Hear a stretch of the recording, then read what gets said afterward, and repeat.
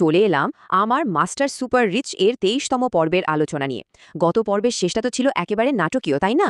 আর সেখান থেকে গল্পটা এবার এমন এক মোড় নিতে চলেছে যা কেউ ভাবতেও পারেনি। তো আর দেরি না করে চলুন শুরু করা যাক। গল্পটা শুরুই হচ্ছে ঠিক ওই জায়গা থেকে যেখানে আগের পর্ব শেষ হয়েছিল। মনে আছে তো?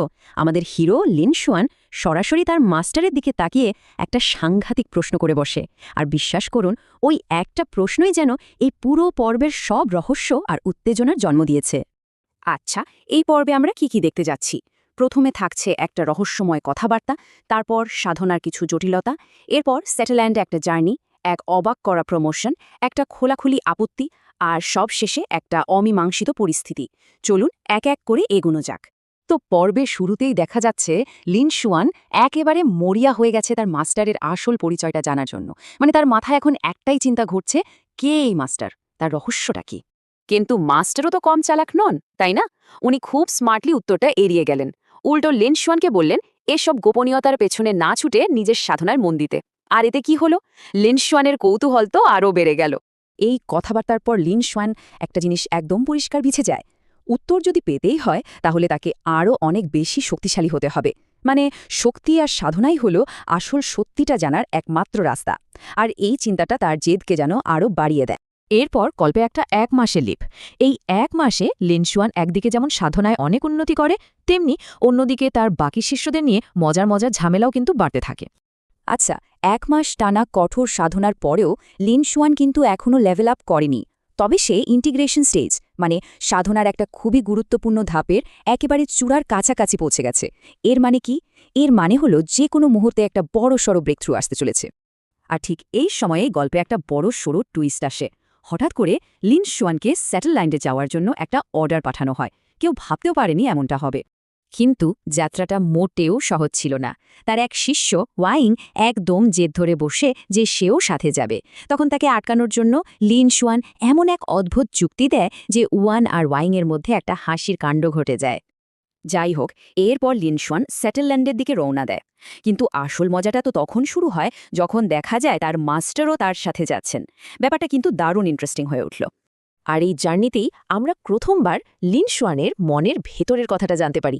ভাবা যায় বাইরে থেকে সে একদম শান্ত আর চুপচাপ, কিন্তু ভেতরে ভেতরে তার মাথায় চলছে একেবারে অন্যরকম রোম্যান্টিক চিন্তাভাবনা। ব্যাপারটা খুবই মজার, তাই না?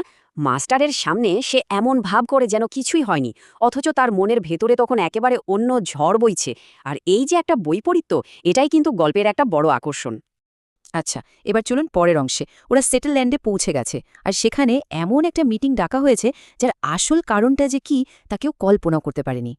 আর সেই মিটিংয়ের মূল বিষয়বস্তু ছিল একটাই প্রশ্ন, যা সবার মধ্যে চরম উত্তেজনা তৈরি করে দিয়েছে। কে হতে চলেছে সম্প্রদায়ের পরবর্তী নেতা? ভাবুন একবার। আর তারপর আসে সেই অবিশ্বাস্য ঘোষণাটা। নেতা হিসেবে নাম ঘোষণা করা হয় আমাদের হিরো লিনশুয়ানের, যে কিনা মাত্র ৩ বছর আগে এই সম্প্রদায় যোগ দিয়েছে। এই ঘোষণা শোনার সাথে সাথে তো সবাই একেবারে হতবাক। ভিড়ের মধ্যে একেবারে দুটো ভাগ হয়ে যায়। কেউ কেউ বলতে শুরু করে, আরে ও তো মাত্র ৩ বছরের সিনিয়র। আবার অন্যদিকে আরেক দল বলছে, কিন্তু ওর প্রতিভা তো অসাধারণ, ওই তো আসল যোগ্য। আর এই ঘোষণার ঠিক পরেই শুরু হয়ে যায় আসল সংঘাত।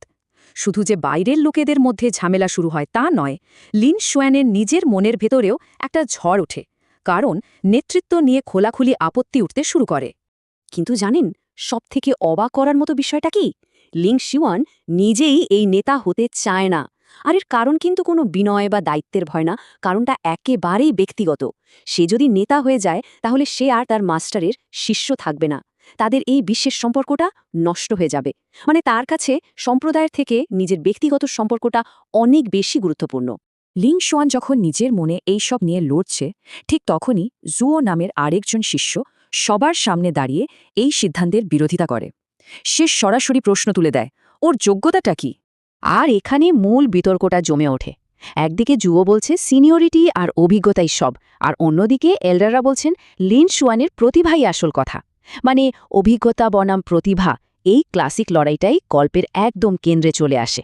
তবে নেতারা যে লিনশুয়ানকে কতটা সাপোর্ট করছেন তা বোঝা যায় যখন একজন এল্ডার এমনও হুমকি দিয়ে বসেন যে লিনশুয়ান নেতা না হলে তিনি সম্প্রদায়ই ছেড়ে দেবেন। মানে বুঝতেই পারছেন তারা ওকে নেতা বানানোর জন্য কতটা মরিয়া। এবার চলুন একদম শেষ অংশে। এই যে এত ঝামেলা, এত তর্ক বিতর্ক, এই সবকিছুর ফলে পরিস্থিতি এমন একটা জায়গায় পৌঁছায় যে একজন বিশেষ চরিত্রকে শেষ পর্যন্ত হস্তক্ষেপ করতেই হয়। যখন তর্ক বিতর্ক একেবারে চরমে, ঠিক তখনই লিন শুয়ানের মাস্টার, যিনি এতক্ষণ একটা কথাও বলেননি, হঠাৎ করে গর্জে ওঠেন। ওনার এক ধমকে গোটা সভা একেবারে চুপ হয়ে যায়। আর ঠিক এই সাসপেন্সের মধ্যেই পর্বটা শেষ হয়ে যায়। একটা বড় প্রশ্ন রেখে যায় আমাদের সবার জন্য। লিন শুয়ান কি শেষ পর্যন্ত নেতা হবে, নাকি তার মাস্টার এ পুরো ব্যাপারটাকেই থামিয়ে দেবেন? উত্তর জানতে হলে তো অপেক্ষা করতেই হবে পরের পর্বের জন্য।